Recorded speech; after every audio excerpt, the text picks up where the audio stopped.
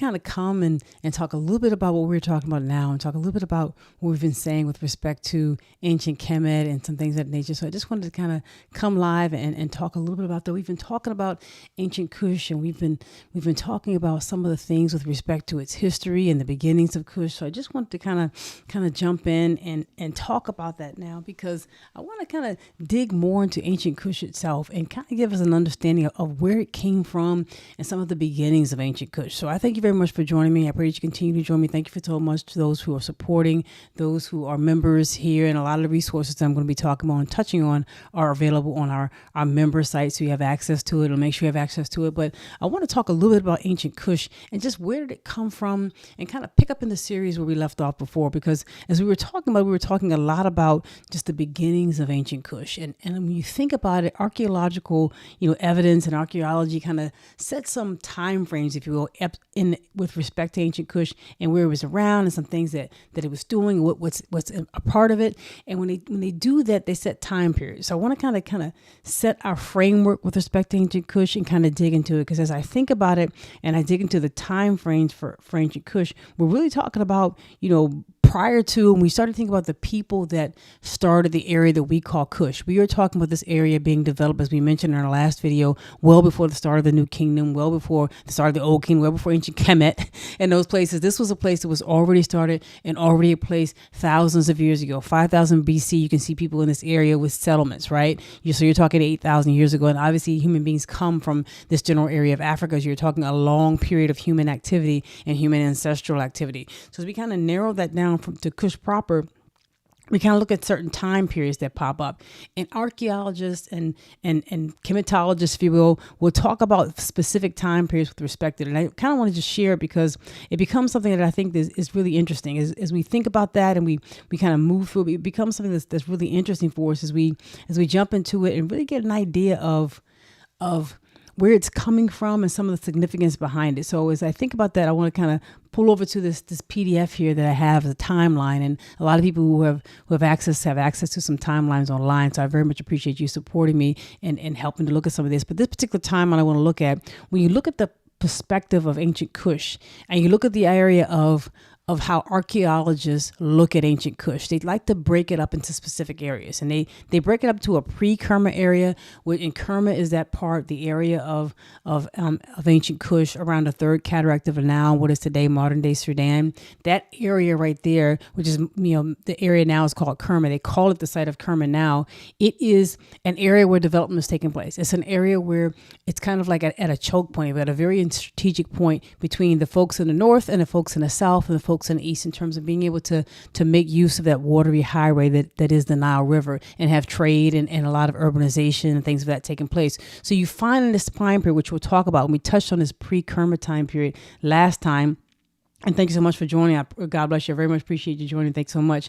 We talked about this pre-Kerma part the last time, this whole part around 3500 BC, and before that, going up to about 2500 BC. So before Kerma is even like, the famous Kush that we talk about, it's lasting and existing for almost 1,000 years, before the word Kush even appears in ancient Kemetic documents, because that's where we get it from. That's a lot of what we're talking about, what the ancient Kemetic people first started talking about. Before the word even appears, this area is already developed and urbanized and is a fortified city, right? It has many things going on even before the word is even mentioned in Kushite in Kemetic literature. So this whole area, right, this whole 1,000-year period, I think about 1,000 years, right, of activity and pre-activity, if you will, this whole 1,000-year period, they are trading. They have a fortified city in place. They have other urban areas. They have homes in place. They are worshiping their deities, their gods. They have a port in place. They have a lot of things in place that they're dealing with that's already being developed long before, many of the things that we talk about. And when we start to look at it from just like even a Kemetic perspective, or start to get an idea of where do we hear it, a lot of times in ancient Kush and in the whole area that's around the third cataract of the Nile, the word Kush doesn't come up first, right? The word Yam does. And Yam is something that's referred to as that area around Upper Nubia, the area around the third cataract of Nile, as we kind of dig in and get some idea what we're talking about, that whole area that's around the third cataract of the Nile right here in Upper Nubia, right there where it's Kerma, that is the area that is the heart and center of what is Yam, apparently, as well as what would become ancient Kush. So the word ancient Kush doesn't really come up in Kemetic literature until you start getting around the Middle Kingdom. So until you start getting around 2000 BC, 1900 BC, or thereabout, a little after that, that's when you start seeing the name Kush pop up. And it stays with them forever. It stays with them throughout the Kushite empire, right? Through for thousands of years, that name sticks with them and they continue to use it. But prior to that, we're not 100% sure what they called themselves, but we do know the Kemetic people called the same area around the third cataract of Nile, they called it Yam. Right. And that was considered to be farther south than the other people in the other places, like where the Wawet and the Urjet and the Sedju were and the Medjay. This was further south, which is why we know we're getting closer to the third cataract of the Nile. And a lot of archaeological evidence shows this was an urban area, that they had a religious center, that they had these huge lookout points they would start to build and rebuild over time, over thousands of years, that were associated with their cities, where they could have archers looking down in case they were being attacked. Obviously, they were protecting something, because you find a fortified area and a fortified city all up and down this whole area that is Kerma, and is refortified and refurbished over and over and over again throughout its thousands of year history. And so you start to see that they're protecting something, whether it's with their religious precinct, whether it's the gold that they have, the precious resources that are coming through the area that they're guarding and trading, moving up and down the Nile. A lot of things that they are protecting. And they also have very specific ways of burying themselves. They have these huge pits that they would bury. Some were smaller, some began huge as time went on, where they had, trinkets and even beds that they buried themselves with, and all types of things usually in kind of like a fetal position, laying on one side with their head facing in a very specific way. They were very specific customs, and it's not that different from what you see when you study A group Nubians who are farther north, and actually people who were actually in Upper Kemet before Kemet became Kemet. You find similar burial practices all up and down this Nile Valley as you start to talk about these people and you try to get kind of into it. So God bless you. Thank you so much for joining. I appreciate it. And so when we think about it, there are some other historical documents that kind of help us look at that. And we'll touch a little bit on the Autobiography of Harkhuf. You've probably heard of it before. You probably have maybe seen it or seen people write about it. And, sometimes they talk about this and they totally ignore, they were talking about people, black people, right? They talk about Harkhuf like he's not black, or like this area that is in Upper Kemet and Upper Nubia, that this is not black. But we know what we're talking about, right? But in this particular autobiography that's found by this gentleman who went into what he calls Yam, who went into parts of Upper Nubia, he talks about being there in the 6th dynasty and being there in a situation where the king, the ruler, has sent him to Yam. And he went there several times. It wasn't just one time. He went there several times. And as you can imagine, this is a trip. Going from Upper Kemet all the way down to Upper Nubia was a trip thousands of years ago. Obviously, it would take a while for him to do that. And he talks about going and going with his dad, and his dad going with him at one time. And it's very specific. It's a very interesting part he talks about. He talks about going to visit the ruler of Yam, because he's going on like a trading mission, and a lot of times they got a lot of things. Not that they didn't get cedar from Lebanon or copper from Sinai and places like that throughout their history, but they got a lot of important things from the southern part of this whole Nile Valley, in terms of gold, even farther south in terms of panther skins and resins and ivory and things that were significant, myrrh, that were significant to them in their rituals. So when this gentleman from Harkhuf from ancient Kemet is traveling, when he's traveling down here to Yam, he talks about the king sent me a third time to Yam. I went from the city of Thebes on the Oasis Road, because there were other ways to travel, not just up and down the Nile. They obviously traveled over the land, just not very often, and it wasn't as comfortable. But I traveled on the Oasis Road, and I found that the ruler of Yam had gone up to Tajemna, which is kind of like Libya, to smite the Tajemna to the western corner of heaven. Here he's talking about the ruler, the leader of Yam, of Upper Nubia, of the southern part of that area around Kerma, that southern part, going off to fight the people who we would call in Libya now, in that area, to smite them to the western part of heaven, right? He doesn't just say, he's using hyperbole and that type of descriptive language with respect to the ruler of Yam. He's saying he's basically going and he's like, kicking butt. He's out there kicking some behind, if you will, and he's kind of respecting that. And he talks about how he goes on his trip. And even being on his trip, that he sent a messenger, and that as a part of his trip, that he had, several things that he went to do because the king of Yam was already, fighting the Jimna. He had to go meet him. And he sent a messenger back to one of the kings in the 6th dynasty who had sent him to let him know, hey, I'm here. Everything is okay. I had to go take a little bit of a detour because the ruler of Yam was basically fighting and kicking the butts of the Libyans. And now I'm still going to come. So he's sending messages back and forth to let him know what's happening in his trip. And he mentions, as he comes back and he begins to meet with the leader of Yam, that, he had gratified the ruler of Yam. And he came down through the south of the Urjet.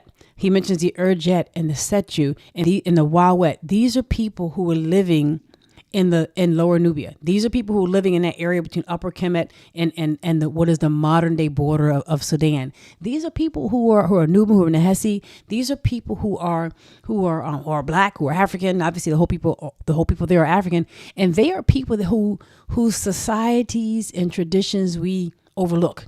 We sometimes act like it's only Kush, or sometimes we act like it's only Punt, or we put the Nahesi and the Nubian people all in one basket, if you will, and not look at their distinctions and look at these are societies that had different rulers. And when you have different rulers and different governments, you're going to have distinctions, right? I don't know, it doesn't matter who you are and how close you are. You can be brothers, right? You can be brothers and look the same way, but if you live in different houses and you have a different way of ruling your house and your area, you're going to have distinctions, and you should respect that. So the Urjet, the Wawet, the Medjay, the Seju, all of them we should respect, in addition to the people who were a part of Yam or a part of Kush. So as he's talking about Yam, he's talking about, I went down there and I met with the leaders of these places, and I brought a huge amount of resources. And when they saw the large group that was coming in from Yam, that it came down with me. When they saw that the Yamites were basically escorting me, right? Along with this large army that was sent with me, then you started to have the people who were in the Urjet kind of respect Harkhuf. And they say, okay, wow, he's coming with all these resources. He's coming with the king of Yam. We're going to kind of respect him. So this particular autobiography touches on it and mentions the word Yam. It doesn't necessarily mention Kush.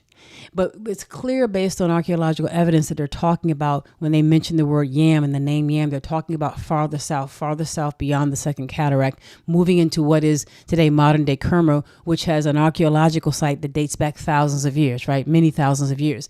So when we think about this, it's something that you think about when you start to kind of do the history around it. When did Kush actually begin? We're talking about, several areas. We're talking about several times where it's not just the one area. It's this whole area up and down the Nile Valley that at times might be referred to as different things. And even when they talk about Kush, when it gets to around 2000 BC, 1900 BC or thereabouts, when they start to mention the word Kush and the name Kushite, they mention it within the context of a bunch of people. They're like some 20-something odd, and they mention it within the context of almost a coalition of people that had risen up to kind of fight against the Kemetic people who were pushing themselves farther south in the Middle Kingdom, basically probably to fight off Yam and to fight off Kush that was continue to rise as a power. So you find these clashes at times, and a lot of times the clashes seem to be over trade. They seem to be associated with a fort, or some of the documents that are left behind are talking about the trade that's taking place and how maybe Kemet wants to control it. And we're going to touch on that next time. In the future, we're going to dig into some of the forts that ancient Kemet made in what is considered Lower Nubia and the very beginning of Upper Nubia. We're going to talk about that because that gives us some information. And sometimes people talk about those things and not really give you the full context. So we're going to talk about that next time and in the very near future.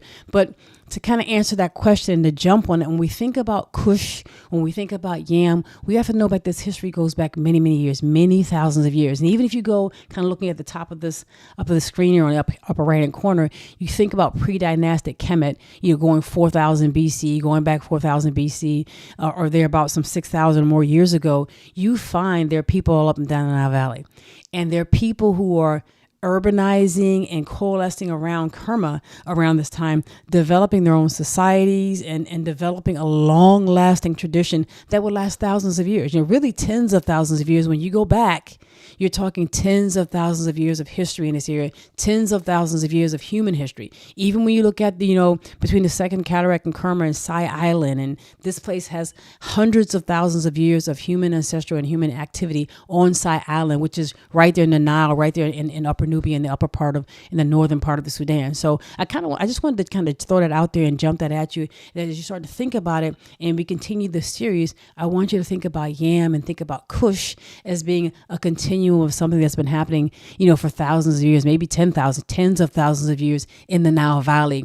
And to put a date on it might be kind of hard, but we can start to begin to see it develop with respect to some several thousand years ago. So I hope that's helpful. And thinking back of tens of thousands of years of history is an important way, I believe, to study the Nile Valley and to study ancient Kush. So let me know if you have any questions. I'd love to hear more about what you're saying. I look forward to coming back to you more. God bless you. Thank you so much. I very much appreciate it. I just want to say thank you for sharing the G Street Triathlon. I very much thank you. It helps and it kind of keeps me going. So pretty much thank you so much for the $5. And so I'm gonna try to come back because I'm doing a good deal of research on Kush, and it's on my heart, right? It's like a calling. I want to share so much because I feel as if we pull back the covers on ancient Kush, if we pull back the covers in terms of what people are saying and what it looks like, and get rid of all these crazy, glasses and filters that they try to put on, and just look at human beings and look at what actually happened, the natural things that happened in ancient Kush, that becomes a significant thing for us to do. So I want to thank you very much for sharing and joining me. I hope you'll join me soon as I come back to you. Thank you very much, and God bless you. Thank you so much.